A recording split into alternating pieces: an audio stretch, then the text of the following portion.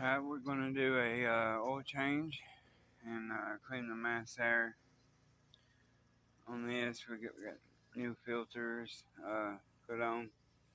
The oil filter, the Fram Ultra Synthetic XG160.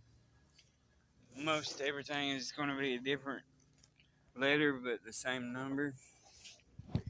And right under here, it's easy to get to.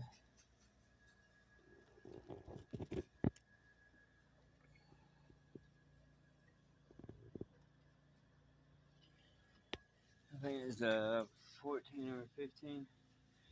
Could be wrong on drain size, can't remember. But we're gonna get a drain pan under that and get it going.